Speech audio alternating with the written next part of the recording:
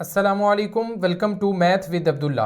Students, आज हम FSc part 1 ICS part 1 की मैथमेटिक्स की एक्सरसाइज 14 उसका पार्ट 2 सॉल्व करेंगे। इससे पहले जो वीडियो हमने अपलोड की थी उसमें एक्सरसाइज 14 के पहले 8 क्वेश्चंस हमने सॉल्व किए थे। इस वीडियो में हम एक्सरसाइज 14 के क्वेश्चन नंबर 9 से स्टार्ट करेंगे और इस एक्सरसाइज को हम कंप्लीट करेंगे। पिछली वीडियो में इस एक्सरसाइज को जब हमने स्टार्ट किया था तो हमने बताया था कि कुछ कॉन्सेप्ट्स जो हम चैप्टर नंबर 9 में भी पढ़ चुके हैं वो इस एक्सरसाइज में यूज होते हैं और उनको हमने पिछली वीडियो में आपको समझाया भी था। अगर आपने पिछली वीडियो नहीं देखी, इस एक्सरसाइज के पहले 8 क्वेश्चंस आपने सॉल्व नहीं किए तो ये क्वेश्चंस आपके लिए थोड़े मुश्किल हो जाएंगे। पहले पिछली वीडियो पार्ट 1 वीडियो देख लें, उसके बाद ये वीडियो देखें ताकि आपको ये क्वेश्चन समझने में आसानी हो। तो हम चैप्टर नंबर 9 में भी पढ़ चुके हैं कि हमारे पास टोटल 4 क्वाड्रेंट्स होते हैं। पहला क्वाड्रेंट 0 से 90 तक होता है जिसको हम π/2 कहते हैं और इसमें तमाम trigonometric functions sine, cos, tan और उनके reciprocals cosecant, secant, cot positive होते हैं। दूसरा क्वाड्रेंट π/2 से पाई तक होता है, 90 से 180 डिग्री तक होता है और इसमें साइन और उसका रेसिप्रोकल कोसिकेंट थीटा पॉजिटिव होता है और बाकी चारों नेगेटिव होते हैं। तीसरा क्वाड्रेंट हमारे पास पाई से 3π/2 के दरमियान आता है, इसमें टेन और इसका रेसिप्रोकल कॉट पॉजिटिव होता है, बाकी चारों नेगेटिव होते हैं। चौथा क्वाड्रेंट 3π/2 से 2π तक होता है, इसमें कॉस और इसका रेसिप्रोकल सीकेंट पॉजिटिव होता है, बाकी सारे नेगेटिव होते हैं। इसके बाद हमारे पास ये टेबल है जिसमें साइन की 0 degree, 30 degree, 45 degree, 60 degree, 90 degree पे वैल्यूज हैं। कॉस और टेन की भी वैल्यूज इन एंगल्स के ऊपर दी गई हैं। तो ये कंसेप्ट्स हैं इस एक्सरसाइज में यूज हो रहे हैं। अब ये हमारे पास जो क्वेश्चन है उसमें हमें कहा जा रहा है find the solution set of the following questions. हमने इन क्वेश्चंस का सॉल्यूशन सेट फाइंड करना है। सॉल्यूशन सेट से मुराद है कि वो पूरे का पूरा सेट जिसके अंदर इसका सॉल्यूशन है, जो इसके सॉल्यूशंस पर मुश्तमिल होता है। इसके सॉल्यूशंस को हमने एक सेट की तरह लिख देना है और उस सेट का हर रुकन, हर मेंबर, हर एलिमेंट इस इक्वेशन का सॉल्यूशन होगा। तो इससे पहले जो हमने क्वेश्चंस किए थे उसमें हमें कहा जा रहा था कि वैल्यूज हमने फाइंड करनी है जिनके ऊपर इस तरह की कोई इक्वेशन हमें दी गई होती थी वो सेटिस्फाई करती है, तो हम पर्टिकुलर वैल्यूज फाइंड करते थे। अब हमें कहा जा रहा है सॉल्यूशन सेट फाइंड करें, तो अब हम पूरा सेट फाइंड करेंगे जिसके ऊपर ये इक्वेशन सेटिस्फाई होती है। तो हम क्वेश्चन नंबर 9 को सॉल्व करते हैं। तो इससे पहले मेरी आपसे रिक्वेस्ट है, अगर आप हमारे चैनल पर नए हैं तो चैनल को सब्सक्राइब कर लें, बेल आइकन को प्रेस कर लें ताकि नई वीडियोस, नई एक्सरसाइजेस का सलूशन आपको बर वक्त मिलता रहे। और हमारे चैनल का लिंक अपने दोस्तों के साथ, अपने क्लास फेलोज के साथ ज़रूर शेयर करें ताकि वो भी इस चैनल से इस्तेफादा हासिल कर सकें। तो स्टूडेंट्स, हमारे पास क्वेश्चन नंबर 9 है, इसको हमने सॉल्व करना है। क्वेश्चन बिल्कुल वही है, सिर्फ उसके आंसर में हमने थोड़ी सी तब्दीली करनी है। तो जैसा कि ये टेन है, ये सीकेंट है, तो पिछले क्वेश्चन भी हमने जब सॉल्व किए थे तो हमने ये बात आपको बताई थी कि जब ये इक्वेशन एक ट्रिग्नोमेट्रिक फंक्शन की फॉर्म में होगी तो फिर ही हम इसको सॉल्व कर सकेंगे। इसको या हम टेन की फॉर्म में लिख देते हैं, या सीकेंट की फॉर्म में लिख देते हैं, या कॉस की फॉर्म में, या साइन की फॉर्म में, किसी एक ट्रिग्नोमेट्रिक फंक्शन की फॉर्म में हमने इसको लिखना है। उसके बाद जिस तरह की इक्वेशन बनेगी उस हिसाब से हम इसको सॉल्व कर लेंगे। तो सबसे पहले हमारा टारगेट ये है कि हमने इसको एक ट्रिग्नोमेट्रिक फंक्शन की फॉर्म में लिखना है। तो ये क्वेश्चन बहुत इंपॉर्टेंट है पेपर के पॉइंट ऑफ व्यू से, इसको आपने बड़े ध्यान से समझना है। तो स्टूडेंट्स, हमारे पास जैसा कि फार्मूला भी है, हम टेन की जगह पे लिख सकते हैं sine x over cos x, और माइनस सीकेंट की जगह पे हम लिख सकते हैं 1 ओवर कॉस एक्स, -1 ऐसे ही आएगा इज इक्वल टू 0। तो हमने टेन का भी फार्मूला लगा दिया है, सीकेंट का भी फार्मूला लगा दिया है। अब हमारे पास दोनों के बटे में कॉज आ रहा है, तो हम इस बटे को ख़त्म करना चाह रहे हैं, तो हम क्या करेंगे, कॉज के साथ सब को मल्टीप्लाई कर देंगे।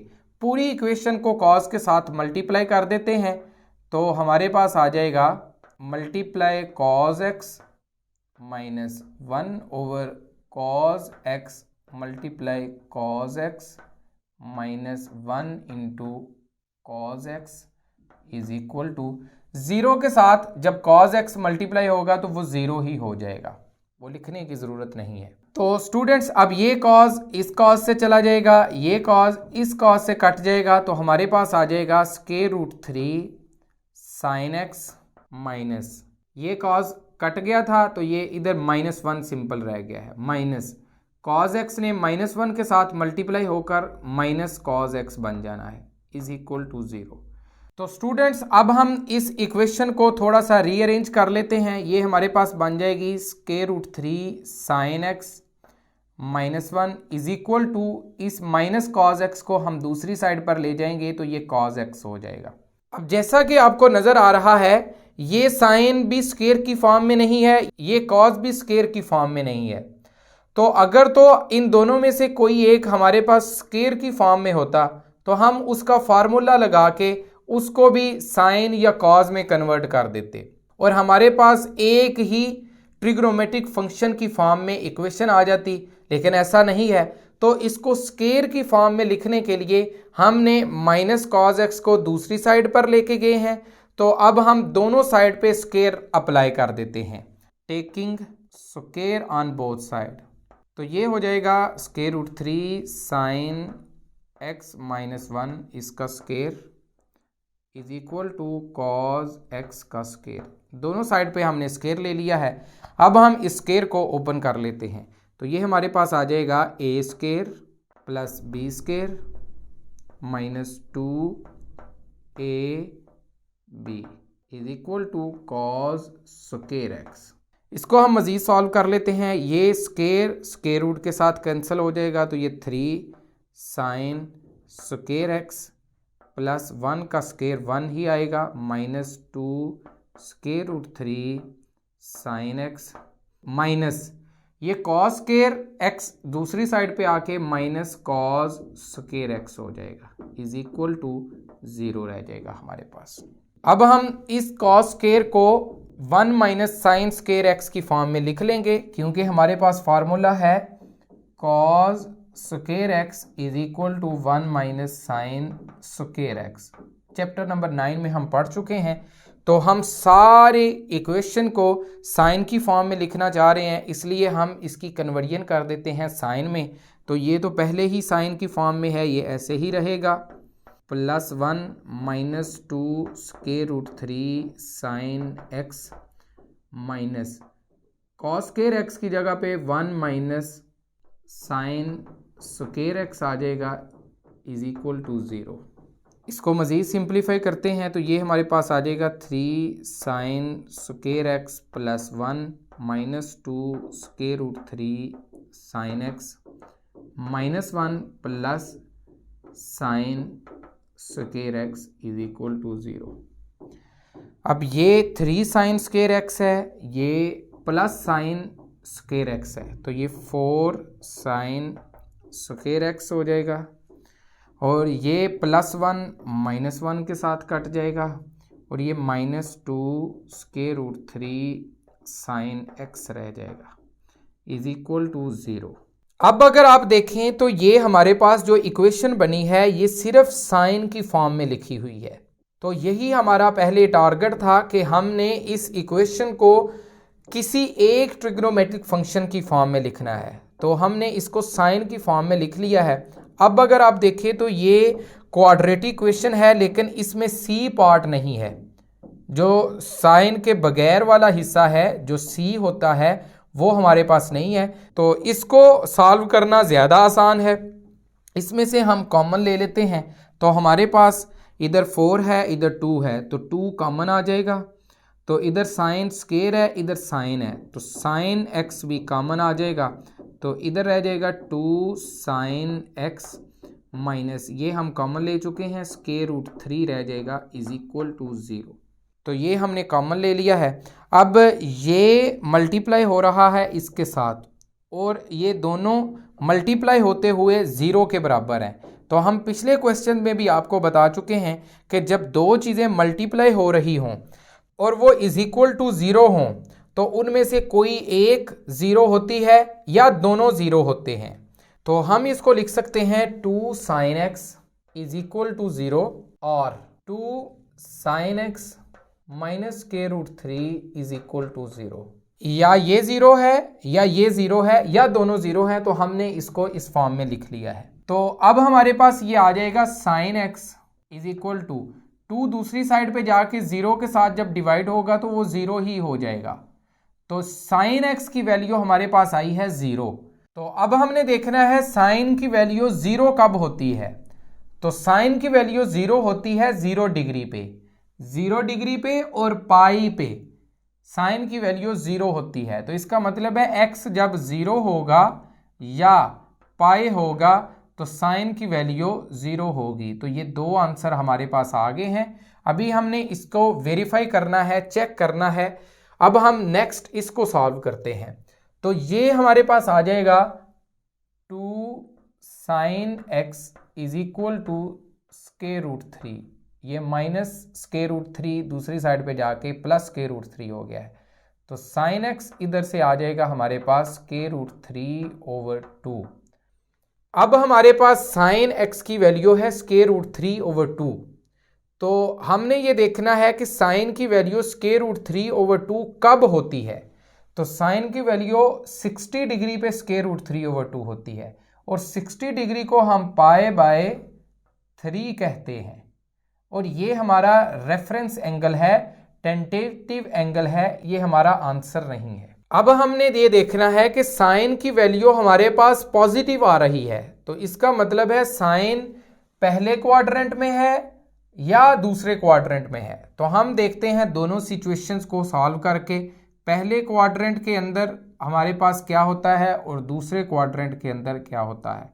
तो पहले क्वाड्रेंट में x इज इक्वल टू, पहले क्वाड्रेंट का मतलब है 0 प्लस समथिंग, 0 प्लस हमारे पास जो रेफरेंस एंगल आया था पाई बाय 3, और दूसरे क्वाड्रेंट का मतलब है x is equal to pi minus reference angle, pi minus reference angle है पाई बाय 3। तो ये आ जाएगा हमारे पास पाई बाय 3, ये एक आंसर आ गया, और ये हमारे पास आ जाएगा पाई माइनस पाई बाय 3। जब हम एलसीएम लेंगे तो ये हमारे पास आ जाएगा 2 पाई बाय 3। तो हमारे पास 2 3 4 वैल्यूज आई हैं x की। अब हमने जो पिछले क्वेश्चंस किए थे उनमें हमारे पास जो भी आंसर आता था उसको हम आंसर मान लेते थे, लेकिन इस क्वेश्चन के अंदर हम इसको आंसर नहीं मानेंगे। ये पूरी एक्सरसाइज का वाहिद क्वेश्चन है जिसके आंसर को हमने चेक करना है। उसकी वजह भी है कि हमारे पास जो गिवन क्वेश्चन है वो tan x और secant x की फॉर्म में है, उसके बटे के अंदर cos x है और cos x हमारे पास 90 डिग्री के ऊपर 0 होता है। तो अगर नीचे बटे के नीचे 0 आ जाएगा तो वो अनडिफाइंड सिचुएशन बन जाएगी और हमारे क्वेश्चन का जो आंसर है वो ठीक नहीं होगा। तो हमने इन चारों आंसर्स को चेक करना है इस क्वेश्चन के अंदर पुट करके कि कौन कौन सा आंसर इस इक्वेशन को सेटिस्फाई करता है। ये 4 आंसर तो हमारे पास आगे हैं, लेकिन क्या वो तमाम इस इक्वेशन को सेटिस्फाई करते हैं? जो इस इक्वेशन को सेटिस्फाई करेगा वही हमारा आंसर होगा, तमाम आंसर्स हमारे आंसर नहीं होंगे। तो हम इसकी चेकिंग करते हैं। तो स्टूडेंट्स हमारे पास पहला आंसर था x इज इक्वल टू 0।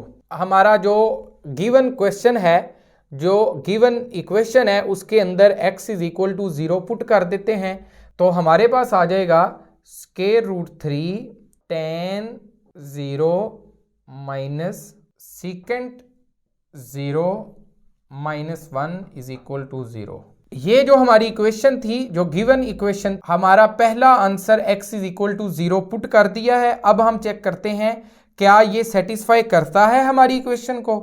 तो इक्वेशन को सेटिस्फाई करने का मतलब ये है कि जब हम इसको इक्वेशन के अंदर पुट करते हैं तो इक्वेशन की लेफ्ट हैंड साइड और राइट हैंड साइड बराबर रहती हैं या वो एक दूसरे के अनइक्वल हो जाती हैं।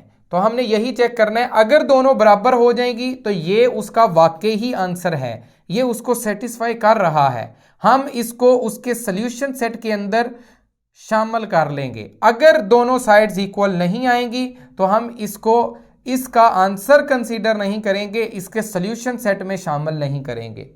तो स्टूडेंट्स हमारे पास tan 0 की वैल्यू होती है 0, तो ये स्क्वायर रूट 3 के साथ मल्टीप्लाई होकर 0 हो जाएगा, माइनस सीकेंट 0 कॉस 0 की वैल्यू हमारे पास होती है 1 और सीकेंट उसका रेसिप्रोकल होता है तो ये 1 ही आ जाएगा, -1 इज इक्वल टू 0 और ये हमारे पास आ गया है -2 इज इक्वल टू 0। तो जैसा कि आपको नजर आ रहा है ये दोनों साइड्स बराबर नहीं हैं। इसका मतलब है हमारा ये जो x is equal to 0 root आया था ये इस इक्वेशन को सेटिस्फाई नहीं कर रहा, ये हमारा सॉल्यूशन नहीं है। तो हम लिखेंगे so x is equal to 0 is extraneous root. हमारे पास जो गिवन इक्वेशन थी ये उसका एक्सट्रेनियस रूट है, उसको सेटिस्फाई नहीं कर रहा, उसके सॉल्यूशन सेट में ये शामिल नहीं होगा। अब हम दूसरे को चेक करते हैं। ये x इज इक्वल टू 0 के लिए चेकिंग थी, अब हम x इज इक्वल टू पाई के लिए चेकिंग करते हैं। तो हम गिवन इक्वेशन के अंदर इसको पुट कर लेते हैं। तो ये हमारे पास आ जाएगी square root 3 tan pi minus secant pi minus 1 is equal to 0। इनकी वैल्यूज हम देख लेते हैं। तो स्टूडेंट्स स्क्वायर रूट 3 ऐसे ही आ जाएगा, tan पाई की वैल्यू होती है 0। आप कैलकुलेटर से भी चेक कर सकते हैं, पाई का मतलब है 180, tan 180 की वैल्यू 0 है, माइनस सीकेंट पाई, सीकेंट की वैल्यू 0 के ऊपर 1 होती है और ये हमारे पास आ जाएगा -1। ये माइनस पहले ही मौजूद है, सीकेंट पाई की वैल्यू -1 है, ये -1 ऐसे ही रहेगा इज इक्वल टू 0 और ये स्क्वायर रूट 3 0 के साथ मल्टीप्लाई होकर 0 हो जाएगा, माइनस माइनस +1, ये +1 -1 इज इक्वल टू 0, -1 +1 से कट जाएगा तो 0 इज इक्वल टू 0। तो ये दोनों साइड्स बराबर आ गई हैं, तो इसका मतलब है x इज इक्वल टू पाई हमारा एक्सट्रेनियस रूट नहीं है, ये हमारे सॉल्यूशन सेट के अंदर शामिल है। अब हम बाकी के आंसर्स को भी चेक करते हैं। तीसरा था हमारे पास x इज इक्वल टू π/3, इसको भी हम चेक कर लेते हैं, x इज इक्वल टू π/3। तो इसको हम जब पुट करेंगे square root 3 tan π/3 minus secant π/3 -1 is equal to 0। तो इसकी वैल्यूज जब हम फाइंड करेंगे, π/3 का मतलब है 60 डिग्री और tan 60 डिग्री स्क्वायर रूट 3 होता है, ये स्क्वायर रूट 3 इस स्क्वायर रूट 3 से मल्टीप्लाई होके 3 हो जाएगा, माइनस सीकेंट π/3 cos π/3 की वैल्यू है 1/2, तो सीकेंट इसका रेसिप्रोकल हो जाएगा तो ये 2 हो जाएगा, -1 इज इक्वल टू 0, 3 - 2 1 -1 0, ये 0 इज इक्वल टू 0 आ जाएगा। तो इसका मतलब है ये x इज इक्वल टू π/3 जिसको हमने चेक किया है वो एक्सट्रेनियस रूट नहीं है, वो इसका सॉल्यूशन सेट है, वो इसके सॉल्यूशन सेट में शामिल है। अब हम चेक करते हैं x इज इक्वल टू 2π/3 को, x इज इक्वल टू 2π/3 इसको हम पुट कर लेते हैं। तो हमारे पास आ जाएगा square root 3 tan 2π/3 minus secant 2π/3 -1 is equal to 0।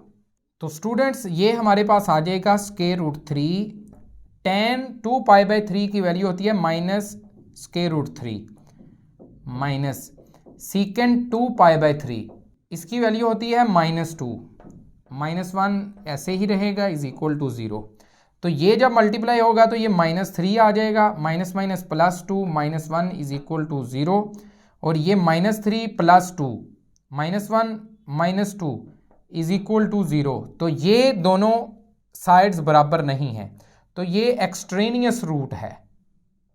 तो हमारे पास इसके दो एक्सट्रेनियस रूट आए हैं, x इज इक्वल टू 0 और x इज इक्वल टू 2π/3 और दो हमारे पास इसके रूट्स प्रूव हुए हैं, वेरीफाई हुए हैं, x इज इक्वल टू पाई और x इज इक्वल टू π/3।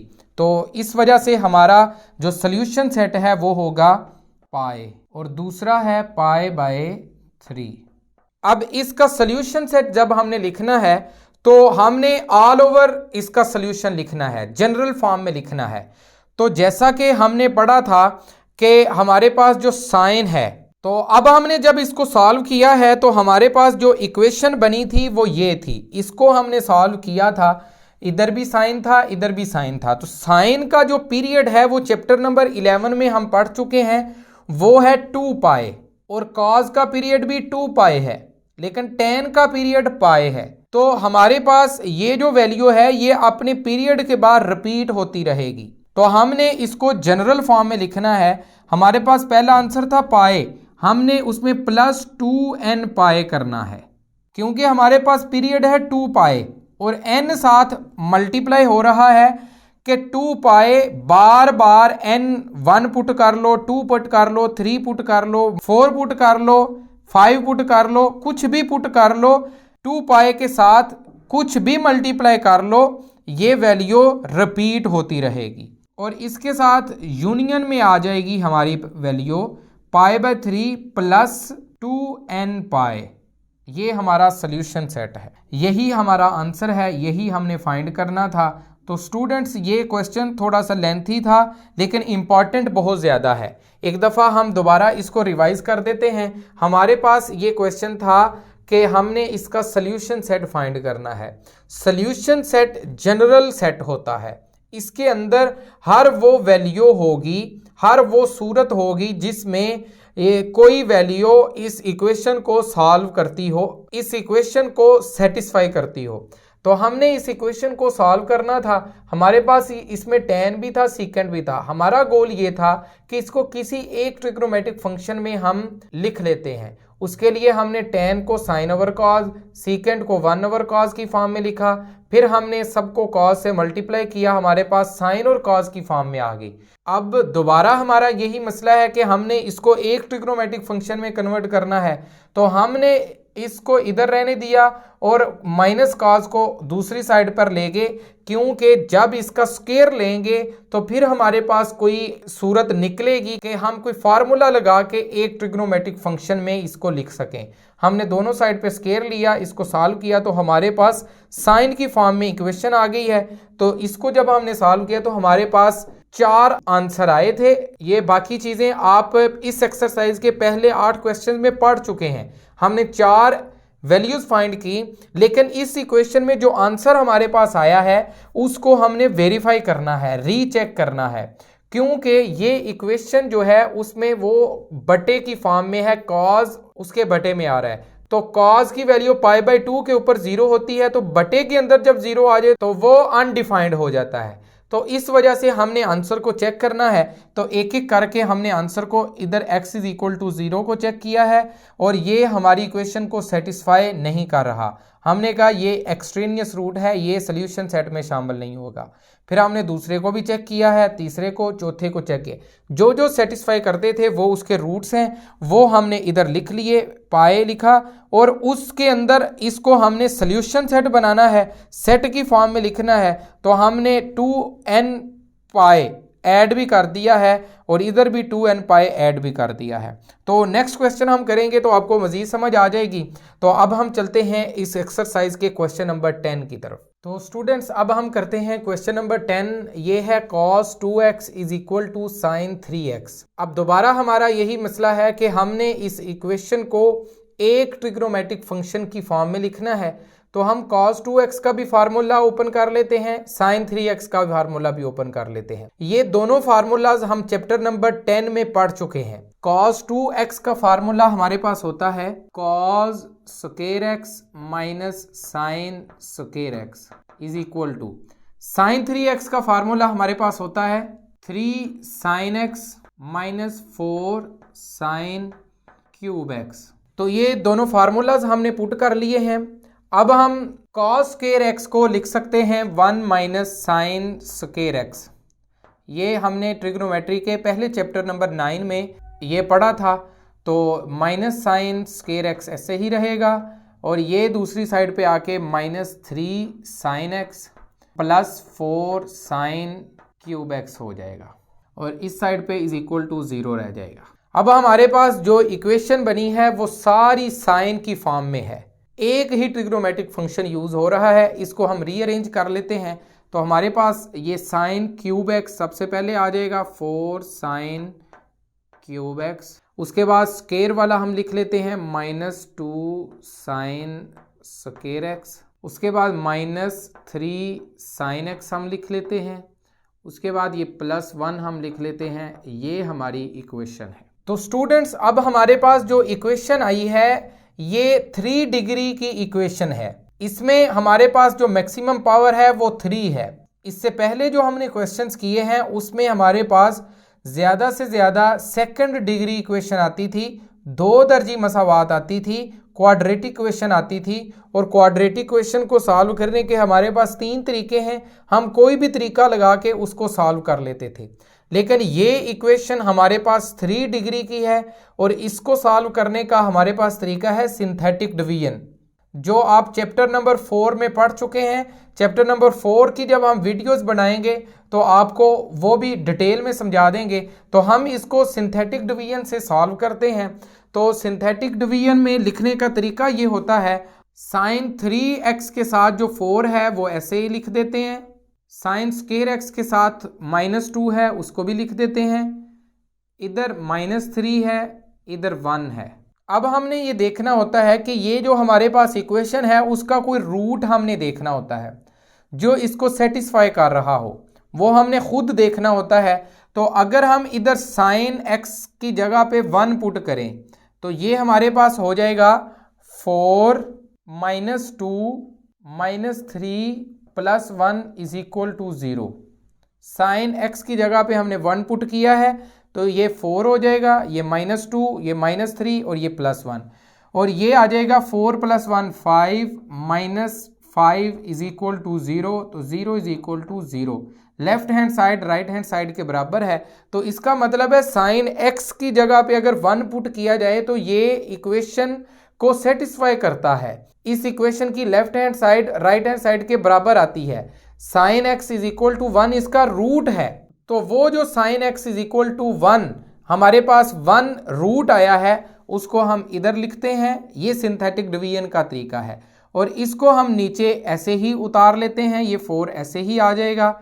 अब हमने ये जो रूट आया था उसको इस 4 के साथ मल्टीप्लाई करना है तो ये 4 आएगा, उसको इधर हमने ऐड कर देना है।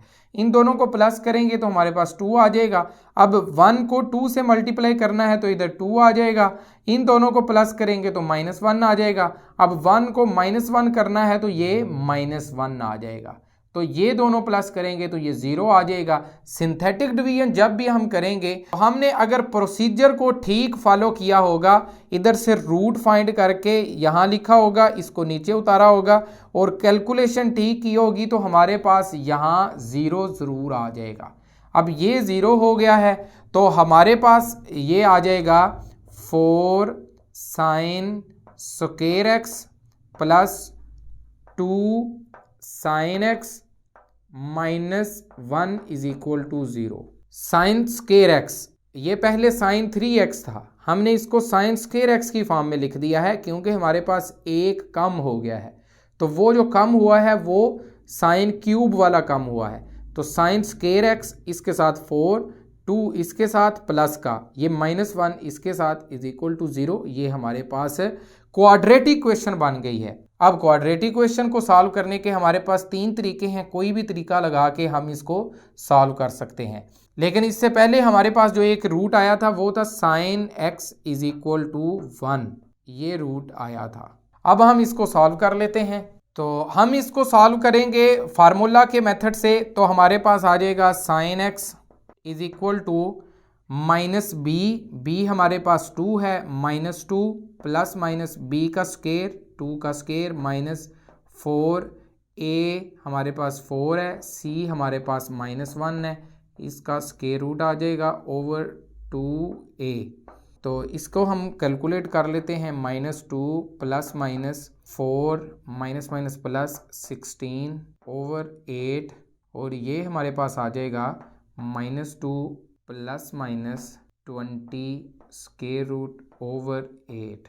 अब 20 का स्क्वायर रूट नहीं होता तो हम इसको सेपरेट करके लिख लेते हैं, sin x is equal to -2 plus 20 का स्क्वायर रूट ओवर 8, और इस साइड पे हमारे पास आ जाएगा sin x is equal to -2 minus 20 square root over 8। एक दफ़ा हमने प्लस लिख लिया है, एक दफ़ा हमने माइनस लिख लिया है। तो इसको जब हम कैलकुलेटर की मदद से सॉल्व करेंगे तो ये हमारे पास आ जाएगा 0.309। आपने जस्ट 20 का स्क्वायर रूट लेना है, माइनस कर देना है 2 और डिवाइड कर देना है 8, आपके पास sin x ये आ जाएगा। और दूसरा हमारे पास आ जाएगा sin x is equal to, इधर हमने दोनों को प्लस करना है और ये -0.809 आ जाएगा। ये हमारे पास दो वैल्यूज आई हैं क्वाड्रेटिक इक्वेशन को सॉल्व करते हुए। तो अब हमारे पास टोटल 3 वैल्यूज आ गई हैं साइन की, sin x is equal to 1 और sin x is equal to 0.309 और sin x is equal to -0.809। तो हमारे पास जो इक्वेशन थी वो भी 3 डिग्री की थी, तो जितनी डिग्री होती है उतने ही आंसर आते हैं। तो 3 डिग्री की थी, 3 आंसर आ गए हैं। अब तीनों आंसर्स को हमने सॉल्व करना है, इनसे हमने वैल्यूज फाइंड करनी है, सोल्यूशन सेट फाइंड करना है। तो सोल्यूशन सेट हम फाइंड करते हैं। तो स्टूडेंट सबसे पहले हम sin x is equal to 1 से x की वैल्यूज फाइंड करते हैं। तो sin x is equal to 1, इससे हम वैल्यूज फाइंड करते हैं। तो हमने ये देखना है साइन की वैल्यू 1 कब होती है। साइन की वैल्यू 90 डिग्री पे 1 होती है, तो इसका मतलब है x इज इक्वल टू π/2। ये हमारी पहली x की वैल्यू आ गई है। अब ये साइन से फाइंड हुई है, तो साइन का पीरियड हमारे पास 2π होता है, चैप्टर नंबर 11 में हम पढ़ चुके हैं। तो ये हमारे पास वैल्यू बन जाएगी x is equal to π/2 plus 2nπ। 2π हमने ऐड करना था, n का मतलब है 2π, जितने टाइम भी आप ऐड करना चाहें कर सकते हैं, वैल्यू रिपीट होती रहेगी। तो ये हमारे पास पहला आंसर आ गया है, सोल्यूशन सेट में ये हम शामिल करेंगे। अब दूसरी वैल्यू हमारे पास है sin x is equal to 0.309। तो इसके हिसाब से हम करते हैं sin x is equal to 0.309। अब आपने देखना है कि साइन की वैल्यू 0.309 कब आती है। तो इसको फाइंड करने का आसान तरीका यह है, आप साइन को दूसरी साइड पर ले जाएं तो ये साइन इनवर्स 0.309 आ जाएगा। तो ये हमारे पास वैल्यू आ जाएगी x is equal to 18 degree. लेकिन ये हमारे पास रेफरेंस वैल्यू है, ये हमारी फाइनल वैल्यू नहीं है, क्योंकि यहाँ साइन की वैल्यू पॉजिटिव है। तो हमने ये देखना है, जैसा कि हम पिछले क्वेश्चन में भी करते आ रहे हैं, कि साइन किन दो क्वाड्रेंट में पॉजिटिव होता है, पहले और दूसरे में पॉजिटिव होता है। तो हम इस x इज इक्वल टू 18 को π/10 भी लिख सकते हैं, ये हमारे पास रेफरेंस एंगल है। तो हम पहले क्वाड्रेंट में भी और दूसरे क्वाड्रेंट में भी इसकी वैल्यूज फाइंड करेंगे। x इज इक्वल टू आ जाएगा हमारे पास, पहले क्वाड्रेंट का मतलब है 0 प्लस, ये हमारे पास π/10 है, तो ये π/10 ही आ जाएगा। ये दूसरी वैल्यू हमारे पास आ गई है। दूसरा क्वाड्रेंट है x इज इक्वल टू, दूसरे क्वाड्रेंट का मतलब है π माइनस π/10। इसका जब हम एलसीएम लेंगे तो ये 9π/10 आ जाएगा। ये x की दूसरी वैल्यू आ गई है। अब ये दोनों साइन से वैल्यू की है फाइंड हमने, तो ये आ जाएगा x is equal to π/10 plus 2nπ, ये हमारे पास सेट आएगा। और ये आ जाएगा 9π/10 प्लस 2nπ, ये दूसरा सेट आ गया। अब हमने देखना है, हमारे पास साइन की वैल्यू मजीद है -0.809, तो उससे हम फाइंड कर लेते हैं sine x is equal to -0.809। इसको हम लिखेंगे x is equal to sine inverse of -0.809, और ये हमारे पास आ जाएगा x is equal to 54 degree, और इसको हम लिख सकते हैं 3π/10। ये आप सीख चुके हैं चैप्टर नंबर 9 में कि डिग्री को रेडियन में कैसे कन्वर्ट करना है। तो ये हमारे पास आ जाएगा x की रेफरेंस वैल्यू आ जाएगी, रेफरेंस एंगल हमारे पास आ जाएगा। अब हमने देखना है साइन की वैल्यू माइनस में है, तो तीसरे और चौथे क्वाड्रेंट में साइन की वैल्यू माइनस में होती है, तो तीसरे में भी इसकी वैल्यू फाइंड कर लेंगे और चौथे में भी फाइंड कर लेंगे। तो तीसरे का मतलब x is equal to pi plus 3π/10, तो ये हमारे पास आ जाएगी 13π/10 x की वैल्यू। और चौथे क्वाड्रेंट का मतलब है x इज इक्वल टू 2π - 3π/10, और ये हमारे पास आ जाएगी 20 - 3 17π/10। ये x की हमारे पास एक और वैल्यू आ गई है। ये साइन से फाइंड हुई है, तो साइन का पीरियड इसमें ऐड करेंगे तो हमारे पास आ जाएगी x is equal to 13π/10 plus 2nπ। ये वैल्यू आ गई है।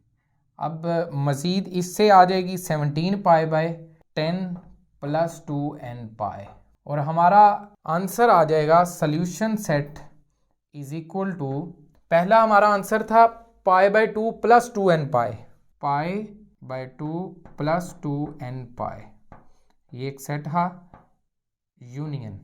दूसरा हमारा आंसर आया था π/10 प्लस 2nπ, π/10 प्लस 2nπ। तीसरा हमारा आंसर आ जाएगा, ये आपने इकट्ठा लिखना है, हमारे पास जगह कम है तो हम इसको नीचे लिख रहे हैं।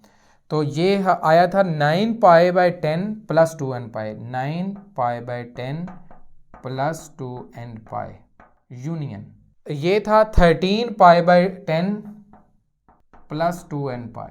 लास्ट था हमारे पास यूनियन 17π/10 प्लस 2nπ, इधर भी 2nπ है। तो ये हमारा आंसर है। ये भी क्वेश्चन थोड़ा लेंथी है लेकिन आसान है, जैसा कि हमने पिछले क्वेश्चन सॉल्व किए हैं बिल्कुल उसी तरह है, सिर्फ इसमें सिंथेटिक डिवीजन हमें नई चीज़ मिली है, क्योंकि हमारे पास जो इक्वेशन आई थी उसकी डिग्री 3 थी, तो हमने सिंथेटिक डिवीजन से इसको सॉल्व किया, हमारे पास दोबारा क्वाड्रेटिक इक्वेशन बनी, तो फिर हमने उसको सॉल्व करते हुए हमारे पास ये आंसर आ गया है। तो स्टूडेंट्स हमारे पास नेक्स्ट क्वेश्चन नंबर 11 है। ये है secant 3 theta is equal to secant theta. इसको हम सॉल्व करते हैं। तो सीकेंट 3 थीटा को हम लिख सकते हैं 1 cos 3 theta is equal to secant theta को 1 cos थीटा। तो अब हम cos थीटा को इस साइड पे ले आते हैं और ये cos 3 थीटा दूसरी साइड पे चला जाएगा, तो हमारे पास ये इक्वेशन बन जाएगी। तो स्टूडेंट्स अब हमारे पास ये cos थीटा ऐसे ही रहेगा और cos 3 थीटा को हम 4 cos cube theta minus 3 cos theta लिख लेंगे। ये हम चैप्टर नंबर 10 में फार्मूला पढ़ चुके हैं, ये तमाम फार्मूलाज आपको चैप्टर नंबर 10 में मिल जाएंगे। तो हमने cos थीटा को ऐसे ही लिखा है, cos 3 थीटा का हमने फार्मूला लिख दिया है। अब इसको हम थोड़ा रीअरेंज कर लेते हैं, तो ये हमारे पास आ जाएगा 4 cos 3 theta minus 3 cos theta, और ये दूसरी साइड पे जाके माइनस cos थीटा हो जाएगा और इज इक्वल टू 0 आ जाएगा। इसको हम सॉल्व करेंगे तो ये हमारे पास 4 cos 3 theta minus 3 cos minus cos, ये माइनस 4 cos थीटा आ जाएगा इज इक्वल टू 0। अब हमारे पास जो इक्वेशन आई है वो सिर्फ cos की फॉर्म में है, तो यहाँ हमारे पास 4 भी कॉमन आ रहा है और cos थीटा भी कॉमन आ रहा है, तो हम कॉमन ले लेंगे, हमारे पास रह जाएगा cos square theta minus 1 is equal to 0। अब ये दोनों 4 cos थीटा और cos स्क्वायर थीटा माइनस 1 ये मल्टीप्लाई हो रहे हैं और इज इक्वल टू 0 है, तो इसका मतलब है 4 cos theta is equal to 0 है और cos square theta minus 1 is equal to 0 है, या दोनों 0 है। तो हमने इसको इस तरह लिख लिया है, दोनों को इज इक्वल टू 0 लिख लिया है। अब हमारे पास cos theta is equal to, ये 4 दूसरी साइड पे जाके डिवाइड हो जाएगा 0 के साथ, तो 0 ही रहेगा, और इधर हमारे पास आ जाएगा cos square theta is equal to 1, और स्क्वायर खत्म करने के लिए हम दोनों साइड पे जब स्क्वायर रूट लेंगे तो ये हमारे पास आ जाएगा प्लस माइनस 1। तो ये cos थीटा की एक वैल्यू आ गई है 0, एक आ गई है cos theta is equal two plus 1 और एक आ गई है माइनस 1। 3 वैल्यूज हमारे पास cos थीटा की आई हैं। अब हमने देखना है कॉस थीटा की वैल्यू 0 कब आती है। तो कॉस थीटा की वैल्यू 0 आती है π/2 पे, 90 डिग्री पे। तो हम लिख लेंगे थीटा इज इक्वल टू π/2। और इसके अलावा ये 3π/2 पे भी कॉस थीटा की वैल्यू 0 ही आती है, तो हम 3π/2 भी लिख लेंगे। ये कैलकुलेटर से भी आप फाइंड कर सकते हैं। तो थीटा की यहाँ से दो वैल्यूज आ गई हैं और यहाँ हमारे पास cos theta is equal to 1 और cos theta is equal to -1 आ जाएगा। Cos theta is equal to 1 हमारे पास कब आता है, जब थीटा इज इक्वल टू 0 होता है या पाई होता है। ये दो वैल्यूज मजीद आ गई हैं हमारे पास। और कॉस थीटा की वैल्यू हमारे पास 1 कब आती है, जब हमारे पास थीटा इज इक्वल टू 0 होता है। और कॉस थीटा की वैल्यू -1 हमारे पास तब आती है जब थीटा इज इक्वल टू पाई होता है। ये आप कैलकुलेटर की मदद से भी फाइंड कर सकते हैं। कॉस को दूसरी साइड पर ले जाएं, कॉस इनवर्स -1 आप कैलकुलेटर से चेक करें, आपके पास 180 पाई ही आएगा। तो ये हमारे पास थीटा की दो ये और दो ये वैल्यूज आ गई हैं। अब हमने इसको लिखना है सॉल्यूशन सेट की फॉर्म में, जनरल फॉर्म में। तो ये कॉस से फाइंड हुई हैं, तो कॉस का जो पीरियड है वो 2 पाई होता है। तो इसका मतलब है हमने इसमें 2n पाई ऐड करना है। तो हमारे पास सॉल्यूशन सेट आ जाएगा π/2 प्लस 2n पाई यूनियन 3π/2 प्लस 2n पाई यूनियन 0 प्लस 2n पाई। इसको ऐसे ना भी आप लिखें तो 0 प्लस 2n पाई ना भी लिखा जाए तो ठीक है, लेकिन हम लिख दिया है। इसके बाद हमारे पास आ जाएगा पाई प्लस 2n पाई। ये हमारा आंसर है। ये एक ही लाइन में लिखा जाना चाहिए था, लेकिन स्पेस कम है तो इसलिए हम इसको ऐसे लिख रहे हैं। तो यही हमने फाइंड करना था सॉल्यूशन सेट इसका।